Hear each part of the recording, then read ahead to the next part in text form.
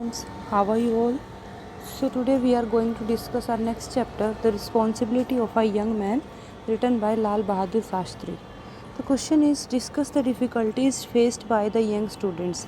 कहते हैं कि जो यंग स्टूडेंट्स हैं उनको क्या क्या परेशानियाँ आती हैं उनके बारे में डिस्कस करो. In the past the number of students was very limited. कहते हैं कि पास्ट टाइम में जो नंबर ऑफ स्टूडेंट्स है वो बहुत ही लिमिटेड होता था. There used to be a personal touch between the teacher and the student. और इसी वजह से एक टीचर और एक स्टूडेंट के बीच में पर्सनल कॉन्टैक्ट बना रहता था. कहने का मतलब है जो पास्ट में टीचर्स क्या है अपने बच्चों के साथ एक पर्सनल कॉन्टैक्ट में रहते थे और बच्चों को वो सारी चीज़ें वो एक कॉन्टैक्ट के थ्रू सिखा देते थे जो ज्ञान हमें किताबों से या कहीं और से नहीं मिलता वो हमें टीचर्स से देते थे. But now the number of students has grown very much. लेकिन आजकल के टाइम में जो नंबर ऑफ़ स्टूडेंट्स है वो बहुत ज़्यादा बढ़ गई है. It is not possible for the teacher to give personal attention to each student. इसीलिए हाँ एक टीचर के लिए ये पॉसिबल नहीं रहा कि वो एक पर्सनल अटेंशन हर बच्चे को पर्सनल अटेंशन दे क्योंकि स्कूल्स में बहुत ज़्यादा स्टूडेंट होने लग गए हैं. Then there are economic stresses also. और उसी के साथ साथ कुछ इकोनॉमिक स्ट्रेस भी रहते हैं यानी कि महंगाई बहुत बढ़ गई है.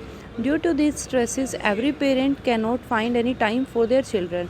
इसी वजह से पेरेंट्स क्या है अपने बच्चों के साथ वो प्रॉपर टाइम नहीं स्पेंड कर पाते जितना उनको करना चाहिए. Poor children are left to their own resources. जो गरीब बच्चे होते हैं उनको उन्हीं के हाल पे छोड़ दिया जाता है. Often this creates problem for teachers parents as well as the students. और इससे टीचर्स के लिए भी पेरेंट्स के लिए भी और स्टूडेंट्स के लिए भी प्रॉब्लम क्रिएट होती है. Thus young students have to face a lot of problem and difficulties. इसी वजह से जो यंग स्टूडेंट्स हैं उनको बहुत ज़्यादा डिफ़िकल्टीज़ या बहुत ज़्यादा प्रॉब्लम्स का सामना करना पड़ता है क्योंकि बहुत सारी चीज़ें हैं पहले पेरेंट्स और टीचर्स उनको सिखा देते थे लेकिन अब उनको वो चीज़ें वो नहीं सीख पाते. तो जब उनको वो एक्सपीरियंस करते हैं उन प्रॉब्लम्स को उन डिफ़िकल्टीज़ को तो उनको बहुत दिक्कत होती है. नेक्स्ट क्वेश्चन है what is the importance of fostering a good work culture. कहते हैं कि गुड वर्क कल्चर को फोस्टर करने की क्या इम्पोर्टेंस हो सकती है. Shastri ji states that every situation in life is important in itself. Shastri ji कहते हैं कि लाइफ में जो भी हमारे साथ सिचुएशन होती है वो बहुत इम्पोर्टेंट होती है. In other words work of what ever kind is respectable. कहते हैं कि किसी भी तरीके का हम काम करते हैं वो रिस्पेक्टेबल है, अपने आप में आदरणीय है. Work has its own dignity. एक कोई भी काम जब हम करते हैं उसकी खुद की एक डिग्निटी होती है. If the work is well done it fills us with satisfaction. अगर काम को बहुत अच्छे से कर लिया जाता है तो ये हमें सेटिस्फेक्शन के साथ भर देता है. यानी कि कोई भी काम जो भी हम काम करते हैं अगर हम उसको बहुत अच्छे से करते हैं तो हमें उसमें बहुत सेटिस्फेक्शन मिलती है. सपोज़ आप पढ़ाई कर रहे हैं तो अगर आपके मार्क्स अच्छे आ जाते हैं किसी टेस्ट के लिए प्रिपेयर कर रहे हैं आपने उसके लिए बहुत अच्छे से मेहनत की है तो अच्छे मार्क्स आ जाएंगे तो आपको बहुत सेटिस्फेक्शन होती है वो एक टेस्ट दे के भी. Therefore we must do our work to the best of our ability. कहते हैं कि इसीलिए हमें अपना काम जो है अपनी एबिलिटी के अकॉर्डिंग बहुत अच्छे से करना चाहिए. जितनी हमारे अंदर एबिलिटी होती है उसी के साथ. We should put all sincere and devotion in our work. हमें अपने काम को बहुत ही डिवोटेडली बहुत ही सिंसियर तरीके से करना चाहिए. Well done work doesn't give a satisfaction merely. कहते हैं कि अगर हम काम अच्छे से करते हैं वो ना सिर्फ हमें सेटिस्फेक्शन देता है it adds to the chances of further development also. ये क्या है हमारे लिए हमारी डेवलपमेंट में भी सहायक होता है.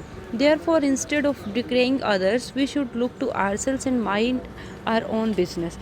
इसीलिए हमें दूसरों की खामियां गिनाने की बजाय हमें खुद के काम पर ध्यान रखना चाहिए और अपने बारे में सोचना चाहिए. अगर हम अपना काम अच्छा करेंगे कोई और है वो अपना काम अच्छा करेगा तो ऑटोमेटिकली हमारा जो ये एक समाज है वो एक सभ्य समाज बन जाएगा. नेक्स्ट क्वेश्चन है what are the dangers of separatism. कहते हैं कि जो ये अलगाववाद होता है उसके क्या क्या खतरे होते हैं. Separatism means advocacy of becoming separate from the rest of the country. कि सेपरेटिज्म का मतलब होता है कि अगर हम किसी पार्ट को एक समाज के किसी हिस्से को अलग कर देते हैं और हम उस चीज़ की एडवोकेसी करते हैं यानी कि उसके समर्थन में होते हैं तो उसको हम सेपरेटिज्म बोलेंगे. It is very negative and harmful concept. ये बहुत ही नेगेटिव और बहुत ही हार्मफुल कंसेप्ट होता है. It weakens both the parent country and the separated part. ये क्या है, जो जिस पार्ट से, जिस कंट्री से उस हिस्से को अलग किया जाता है उसके लिए तो हार्मफुल है ही, साथ में जो सेपरेटेड पार्ट होता है उसके लिए भी हार्मफुल है। It is like cutting of the branch of a tree और the part of a body. ये बिल्कुल इसी तरीके से है जिस तरीके से किसी पेड़ की टहनी को काट दिया जाता है, और द पार्ट ऑफ बॉडी, या फिर बॉडी के एक पार्ट को काट दिया जाता है। It goes against the very principle of unity in which strength lies. ये क्या है, जो हमारा प्रिंसिपल है यूनिटी का, जिसमें हमारी स्ट्रेंथ लाई करती है, यानी जिससे हमारी स्ट्रेंथ है उसके बिल्कुल अगेंस्ट जाता है। United we stand, divided we fall. ये कहावत भी है कि अगर हम यूनाइटेड हैं तो हम खड़े रहेंगे, अगर हम डिवाइडेड हो जाते हैं तो हम गिर जाएंगे। Only fissiparous elements support separatism activities. ये जो फिसिपेरस एलिमेंट्स होते हैं वही सेपरेटिस्ट एक्टिविटीज़ को सपोर्ट करते हैं। फिसिपेरस एलिमेंट्स होते हैं जो एक समाज को अलग करने की कोशिश करते हैं, विघटनकारी जो होते हैं। Such elements are not inspired by any patriotic feeling.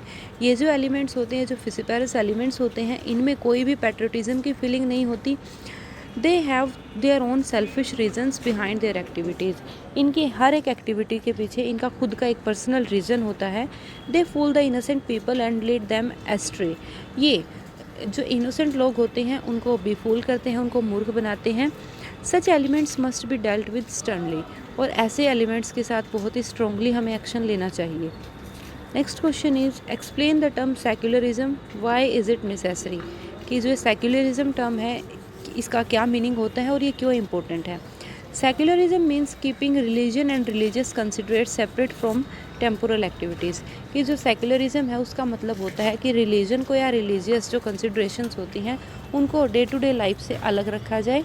It means keeping religion separate from the matter of the state. और इसका मतलब होता है कि जब हम it means keeping religion separate from the matters of the state. कि अगर एक रिलीजन को हम एक स्टेट के मैटर से अलग रखते हैं, यानी कि धर्म को कोई भी हम जो स्टेट के रिगार्डिंग या अपने समाज के रिगार्डिंग कोई भी एक्टिविटी करते हैं, जब हम उसको रिलीजन के साथ नहीं जोड़ते तो वो सेक्युलरिज्म होता है।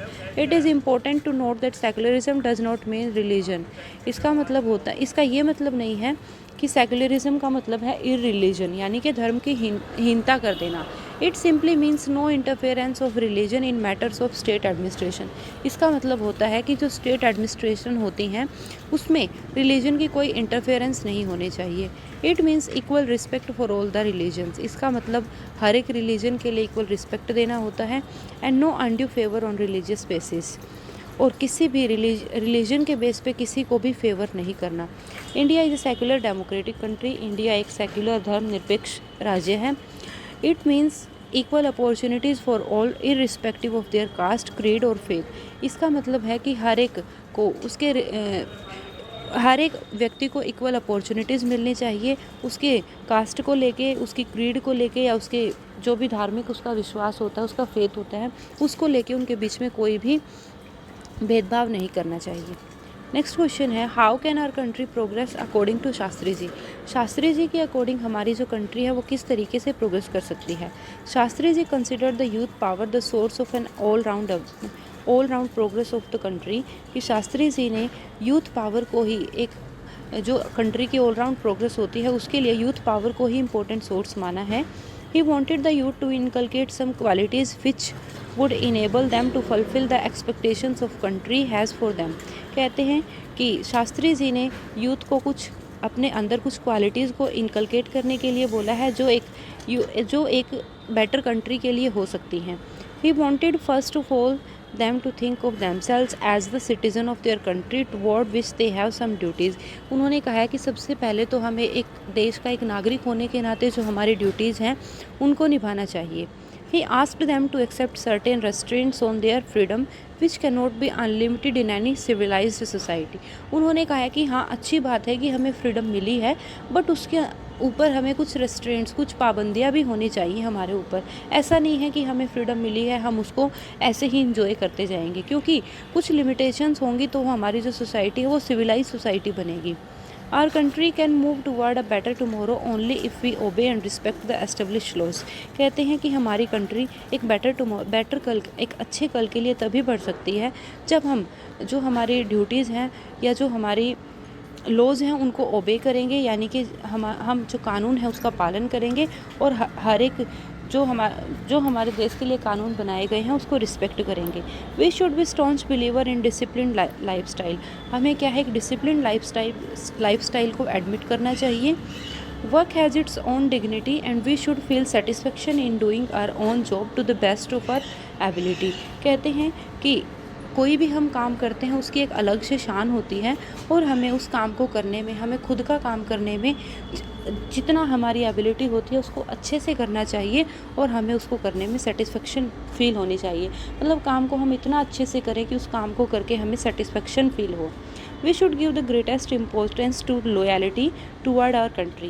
कहते हैं कि हम अपनी कंट्री के प्रति लॉयल रहें, उसके लिए हमें बहुत इंपॉर्टेंस देनी चाहिए। कहने का मतलब है कि हमें अपने कंट्री के प्रति बहुत ही लॉयल रहना चाहिए। We should never encourage separatism और फिसिपेरस टेंडेंसीज़। कहते हैं कि जो फिसिपेरस टेंडेंसीज़ होती हैं, यानी कि देश को अलग करने की जो टेंडेंसीज़ होती हैं या अलगाववादी की जो धारणा होती है, हमें उसको कभी भी एनकरेज नहीं करना चाहिए। We should have a secular outlook and also strive for promoting unity among all people of society. We should have a secular outlook. हमें क्या है, एक सेक्युलर आउटलुक मतलब एक सेक्युलर आउटलुक के साथ चलना चाहिए और हमें हमारे देश में यूनिटी को प्रोवोक करने के लिए, यूनिटी को प्रमोट करने के लिए हमें एक्शंस लेने चाहिए। तो that's all for today. I hope आपको वीडियो अच्छे से समझ में आई होगी। थोड़ा जल्दबाजी में बनाई है बिकॉज़ थोड़ा सा मेरे को टाइम बहुत कम लग रहा है, लेकिन आपके एग्ज़ाम्स हैं तो इस वजह से मैंने सोचा कि चलो डाल ही देती हूँ वीडियो बना के। तो अगर आपको फिर भी कोई प्रॉब्लम है तो आप कमेंट बॉक्स में मेंशन कर देना, मैं उसको सोल्व कर दूँगी। Thank you, have a nice day.